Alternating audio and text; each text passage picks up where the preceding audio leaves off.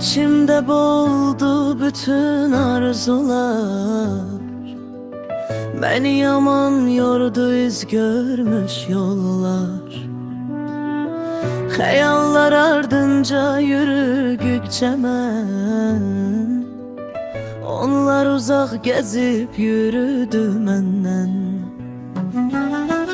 Benim arzularım el çatmaz oldu, her arzunun sonunda gözlerim doldu.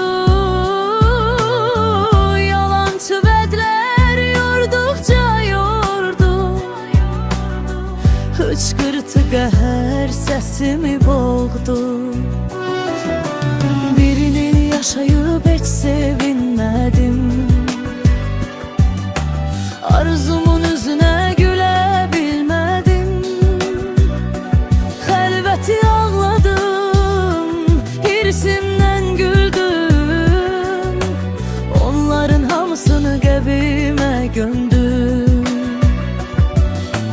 Birini yaşayıp hiç sevinmedim, arzumun üzüne gülebilmedim.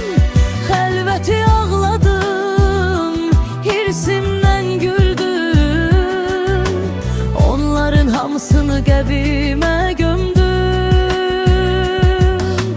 Bu yüzden daha mən arzu etmirəm, düşüb arxasına xəlvət getmirəm. Onları içimdə gəfnirləyiməm, ən böyük məzarlıq qəlbdir deyirəm. Kimlər yatmır ki bu məzarlıqda, üzünə gülənlər, içdən yeyənlər, özləri hiləgər, sözləri saxta, səni ağızlara söz eyləyənlər. Birini yaşayıp heç sevinmədim, arzumun üzüne gülebilmedim. Xəlvəti ağladım, hirsimden güldüm, onların hamısını qəbimə gömdüm. Birini yaşayıp heç sevinmedim, arzumun üzüne gülebilmedim.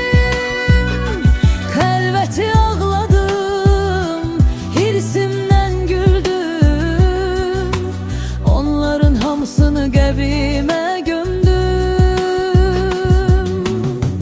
Bu mezarlığa çoxlar yatır, abırsız həyasız nankorlar yatır. Məhv olmuş arzular qoynuna alıb, xəyanət eyləyib beynimə satır.